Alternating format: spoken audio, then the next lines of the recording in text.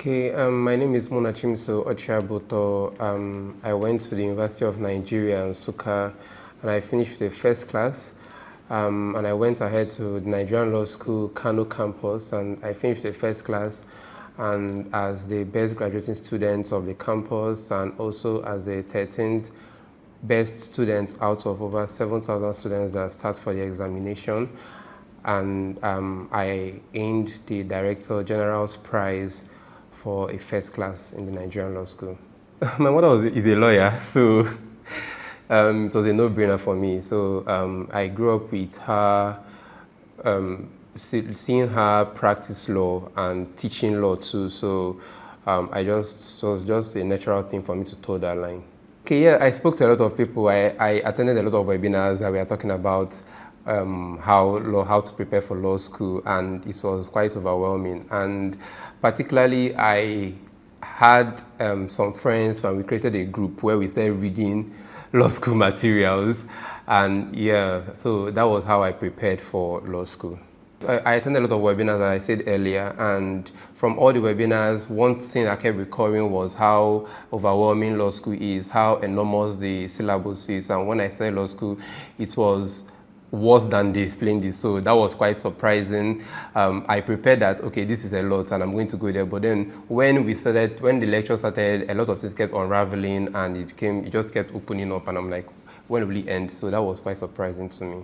Lecture that starts by 9 a.m. and I go to class and it ends by 1:30. For Kano campus, we end by 1:30 or 2 p.m. So after class, I go to the hostel and I go to get my food from Mammy Market, and I go back to the hostel, I eat and I take my siesta, and when I wake up, I start reading for what we have for the next day. So I read before each class. So after reading that, I sleep in that. I read it through into the night, and then I sleep and wake up the next morning. In uni, I didn't have any study group. I prefer reading solo. But when I got into law school, so I said earlier that I had a study group that we created a study group before law school. So naturally, we just continued the study group while we were in law school, and we are all in different campuses. So we brought our different experiences, different questions from class into the study group. So the study group helped me 90% in law school. So I saw myself from a guy who was solo in uni and came to law school, and I depended so much on that study group. So yes, I'll recommend the study group in law school if it is something that you can do. If it's not something that you can do, then solo is still fine. But then it's fine. It's better that you have other people that will remind you of the things maybe you missed when you were reading, or the importance of something you thought was not important. I would say that my law school, my journey was on the road of relationships, honestly. From my mom, my dad is late, so I have a very, very close relationship with my mom. So she was always calling me. In fact, through our Bar Finals week, every morning she calls me, like she'll put on loudspeaker. Me and my roommate, she'll pray for all of us. Every single morning she did that. So she was in my support system. So yeah, and then I had mentors. I had an uncle that not an uncle actually, a family friend that, yeah, I can still call him an uncle. But then he was always giving me money, like funds, every month, and that also helped me. Finance has a very big place in law school, so anyone that tells you otherwise is a liar. And also my roommates, I cannot trade my roommates for any other thing in law school. That was I prayed to God that to give me good roommates, and he gave me the best. And if you get good roommates in law school, you've solved 50% of your problem in law school. Okay, I just adopted what I did in uni to what I did in law school. So law school, I didn't have a note. I had a material I used, and so what I did was that I listened attentively in class. Like, I made sure not to miss anything in class. I was that particular while we were in class, and I took notes. Like, if you read my notes, okay, for example, I had a note on one topic in property law practice, mortgage, and the notes I made in class, I wrote while they were teaching was what I read, the only thing I read for the exam. So I was very particular with my notes taken in class, and what I now did was wherever there was discrepancy between my notes and the material, I took what was in my notes. So I didn't entirely make a new note from textbooks in law school, because I'm not a textbook person. I'm that person that does not really like reading from the textbook, because I feel it wastes my time. I want something that is going to direct and going to help me, that will aid my understanding faster. So that was basically my reading method in law school. I paid attention in class. My key strategies to bar final preparation was that I streamlined my reading. I stopped, but way before exam came, I stopped reading a lot of things. I mostly didn't read anything new, so I just kept reading what I had already read. So I just focused on the important cases, I focused on the important sections I knew I wanted to cite. And also, I solved a lot of past questions. And I had a lot of discussions. I know a day before our civil litigation exam, I had a discussion with my roommates on our pre-class tax, on one certain our pre-class tax that our lecturer told us that we should go and look at that pre-class tax during our revision week. So we should look at the pre-class tax, that the pre-class tax is important, and other pre-class tax that we have done, that we should look at everything, that it will help us to understand how bar final questions comes. And when I went to the exam, it was our number one compulsory question. So those little things I did, the pre-class tax, looking at just streamlining my reading and not just still reading every single thing I laid my eyes on. So my key strategy was streamlining my reading close to bar finals. I came out from each exam feeling like that was simple, to be very honest. Like, I came out from civil litigation exam. So the backstory to civil litigation exam was that the paper leaked, and we went back to the hostel, we were meant to start the exam by 11, but then at the end, they had to start the exam that day because it leaked. So we started the exam around 2 p.m. or was it 3 p.m. So we finished late into the night. So when we finished, a lot of people came out and people were crying. The girl that starts diagonally opposite me, when they said we should drop a pen, she dropped a pen and she ran out. Like, she was crying when she was sitting. So like, a lot of people were really crying and people were really concerned. We were saying that they didn't finish, there was a lot and all that. And at that point, you have to be emotionally intelligent to know not to say anything. But then when I came out, I was like, okay, this was actually very simple to me. And in each exam, when I came out, I was like, that was simple to me. And so that was how I felt for each exam. But then you thought something you're going to vocalize. But then yes, I actually felt that the exams were okay whenever after each of them. Externship period was a very funny period for me, because when the externship started, I was not reading. That first week of break, I didn't read anything. Second week of break, I did not read anything. It was the third week I was like, Mona, sure you want to have a first class? What are you doing? So I had to now start reading. And when I started reading, there's this funny timetable that was going around that you're going to read 3 topics in one day and 2 drafts in that same day. And when I started with the timetable, so I was just trying to finish one topic. A day will pass, I didn't finish one topic, and it kept going that way. At the point I was like, you know what, because I printed it and I pasted it on my wall, I want to go and tear it out of my wall, and I did my own timetable of one topic every day. So that was how I read for my externship. I started reading a topic per day, and it really helped me. I felt comfortable because that other timetable was giving me anxiety that, okay, I'm meant to have finished 3 topics, but I've not even cracked one. So I felt like I was not doing enough. But then when I patterned it to my own style of reading, I felt comfortable. I felt like I was actually achieving something. So that was how I read for externship. And people were saying they read it 3 times, 4 times. I honestly didn't count. Like, I knew that I might have read it a lot of times, but then I wasn't keeping count of all those. So I just want my own was that if this thing that you're reading, if you see a question, we'll be able to answer it. Not just about the fact of saying, hey, I read it 3 times. When you go back to the after exam, you tell your roommates, I read this in 4 times. Okay, if that's the question, you're looking at them. So my own concern was, how well can you remember what you read? I stopped using a lot of material. In fact, from the beginning, I used one material, so that wasn't a problem. So, and other things I stopped doing was I stopped arguing.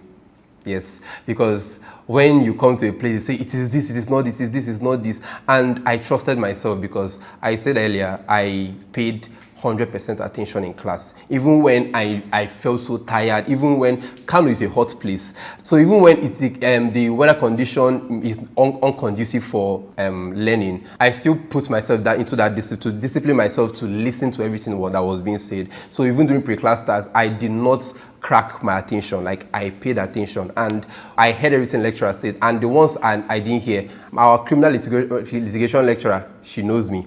Our civil litigation lecturer, she knows me. And even the corporate, she knows me. Like, even Obi Okoye, they all know me, and not because I answer question in class. I didn't answer any question in class. I didn't answer any question in class. But after lecture, I'm going straight to their office for what I did not understand. So when anybody starts arguing, I didn't argue with people. I just told you, okay, this is what I tell you. This is what the position is from my notes, because I trusted my notes. So close to bar finals, I didn't argue. Close to bar finals, I stopped sleeping late. Yes, I slept enough because I honestly felt like I was prepared for bar finals before it came. So I stopped sleeping late, I started sleeping well, and I stopped arguing, and I just focused on I streamlined my reading. I focused on what I had already read before. Okay, so I think the most difficult part of law school for me was to remember my cases. To be honest, I had an issue remembering my cases, and also I had an issue learning my drafts. I actively started learning my drafts in externship. When people ask me, I didn't know how to draft this, that's pre-externship, I'll be looking at them like, I honestly don't know that. So I actively started learning my cases and my drafts in externship, and that was where I solidified myself in those areas. But then it was actually difficult for me when law school started, because I wanted, sometimes I call myself a perfectionist, because when you have one principle, when people are saying they just have one case to it, I want to have more than one. I want to have a lot of cases to it. So that I had to tell myself that, Mona, you're in law school and that will not matter. That you need to just take the one and move. So that was a difficult when I started law school, but then way into the program, it became easier for me. How I was able to overcome tough days was talking to people. I had a lot of tough days in law school. I had a lot of tough days in law school because I'm a slow reader. I don't read fast. So what someone may finish in one day, I may take 3 days to finish. So I'm a slow reader because I want to read one page over and over again. So if I close that page, I can effectively remember everything that was in that page. So how I was able to, and so this gave me tough days. Like, I had a lot of them, but then how I was able to overcome it was talking to people. I talked to a lot of people. I talked to my seniors that had gone through this part before. I talked to my mom. I talked to a lot of people, and talking to people helped me ease off tension. And then people that believed in me. So I didn't just talk to everybody. So I didn't want people that would give me negative words. I talked to people that believed in me. So when they reminded me of who I am, they reminded me of what I have done in uni, and then they reminded me that if I had done this in uni, that you could also replicate it all again in law school. So talking to people and leaning on people helped me overcome tough days in law school. If I start talking about how I handled the pressure, I had a lot of pressure from myself and from others. I had internal and external pressures. The external one first. The external one came from, I said earlier that I'm the son of a lecturer. My mom is a lecturer in my campus, in my uni. She taught me. And when I came out of first class, I was the first lecturer's child that had a first class. So when I came out of first class, people were saying, the mother had the influence and the mother helped him make the first class. So when I got into law school, it was like, I heard a lot of rumors, like both from students and from fellow lecturers. They kept saying that let him go to law school and let us see if he's going to do it again. And that was a lot of pressure. The external pressure was a lot. And then the external pressure informed the internal pressure. So I had the pressure on myself. I kept telling myself, Mona, you need to do this. You need to do this. There had a lot of people looking at you. And so how I was able to overcome these pressures, right, was still talking to people. Was still to remind myself that I can do this, was still to read. So I talk to people, I remind myself, but then all those things are just motivations. You have to do the work, the dirty work of reading. Like you need to fold your sleeves and open your books and read. And I read. I'm not part of people that say that, hey, it's God's grace. Yeah, God's grace gave me this win, gave me the first class, made me the best graduate student of my campus. But then God's grace is going to aid something. So I read a lot. I put in a lot of hard work, and that was how I overcame the pressures. Like reading, talking to people, and praying helped me overcome the pressures. I was in a relationship before law school, so I was in a relationship in law school. So when I got into law school became my relationship. It was so, law is a jealous cause, and law school is a jealous institution. So I wasn't in a relationship, but then I had a lot of friends. Both female, male, a lot of friends that helped me throughout. So whenever I feel down, I have people I could call. But then in a romantic relationship, no, I wasn't in one. I talk to people.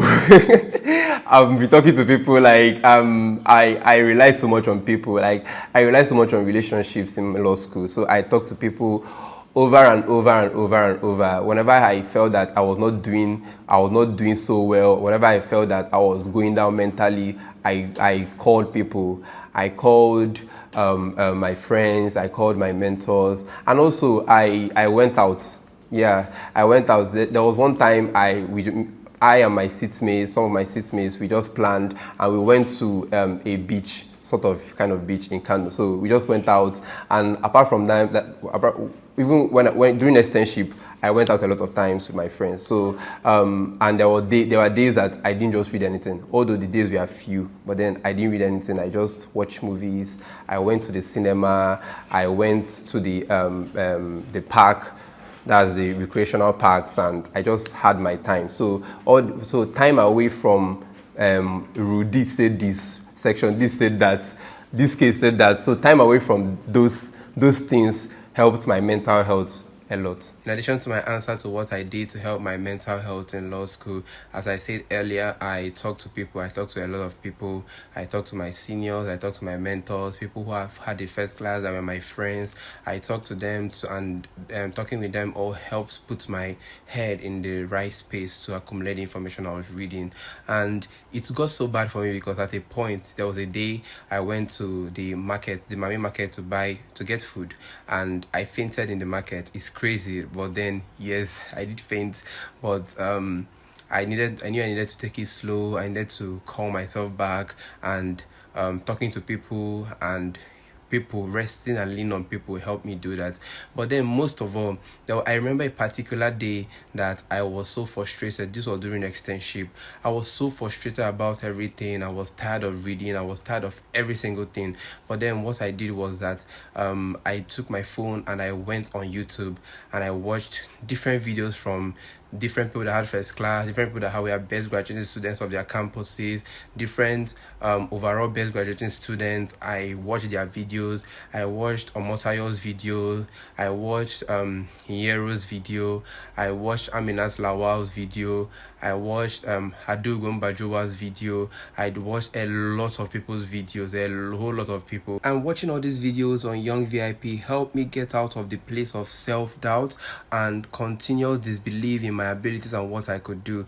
I saw the people that Young VIP had interviewed. I watched them over and over and over again, and I saw that the challenges that they were facing in their time was the same I was facing when I was in law school. So I saw that if they could prevail over those challenges, I could also prevail over mine. So I put myself in their shoes and I did the things that they said they were doing. I took the advice that they said that they gave in their videos, and it helped me a lot. I cannot explain how much it helped me, and that's why I want to appreciate Young VIP for such a beautiful platform that they are giving to law students to help encourage them when the sea feels so stormy, to help encourage them when the mountain seems immovable. I want to appreciate Young VIP that these stories are stories that are as valuable as gold, because I know that one day he's going to help someone who doesn't know his way,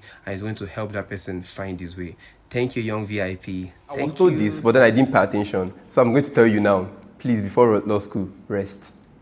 I was told to rest, but I didn't rest. I was reading law school materials, and most of the positions, the material I was using, most of the positions has been changed, but then I was just reading it. So when I got into law school, I felt that I didn't have to do all that. I would have used my time to do other things, although I was doing other things, but then I was reading. I had times with my study group pre-law school, where we'll fix a time and we'll have discussions on something that on law school topics we had read. So all those things, I will not say that they are necessary. They are not, honestly. You can rest. When you start law school, you face the journey head on. But then before law school, my advice is for you to rest. You don't need to go into all that. You can deal with that when law school starts. So there was a rumor that was a day before the result came out. The rumor was that it's going to come out. This was on a Thursday. So the rumor on a Wednesday, the rumor was that it was going to come out on Thursday night. So that Thursday, I went to church and I was actually fidgeting. I knew I worked so hard for that. I knew I prayed so hard for that. But then at that point, I was like, my 9 months, this is time to account for it. So it was a lot of emotions. So my emotions were into it, and it was crazy. So I went to church, I prayed, I came back that night, and I forgot my charger in church, so my phone was low, so I didn't check it that night. So it was later the next morning when I could charge my phone. I put it on. I saw a lot of messages from people, like a lot of people. One was even telling me, one sent me a message and was like, I understand that the results may be what you may not be what you wanted, because I took time before I posted or I said anything. So people felt like, okay, maybe he didn't get the first class he wanted. So at that point, I checked it. My hands were shaking. When I opened it, I used the tail of my eye to be looking at the phone. So when I saw, I knew that if I see anything upper or if I see anything longer, like a longer grade, I knew that, okay, it wasn't a first class. So when I saw class first, I now turned, I was like, it's a first class. I started shouting, I was so happy. And then, I was honestly so excited. So what did I feel when I saw my result? I was excited. I felt excitement, but most of all, I felt relief that, okay, it's finally over. Okay, I think one, it was the mindset I had. Yeah, I think it was the mindset I had. I went into each exam feeling like I knew what I was going to write. I didn't ever go into any exam that feeling like with any form of anxiety, with any form of doubt in my preparation, because I knew I had doubts after externship because I felt that I wasn't ready enough. But way before the exam came, I had done a lot of past questions. I had done a lot of pre-class tasks from other campuses. I had done a lot of pre-bars from other years and from other campuses, and I aced all of them. So when the exam was coming, this was on that premise. I was like, since I did well in those questions, I think I'm going to do well now. So my mindset was one. Secondly, I prayed, and the prayer calmed me down. Like, it calmed me down a lot. And thirdly, I'll say also my reading style, to be honest, because I didn't just read. There's a difference between hard work and smart work. So I didn't just work hard of reading every single thing I could lay my hands on. I knew what I should focus on. I knew what I should have read, and I think I was smart about my reading. So all this cumulatively helped me achieve what I achieved in law school.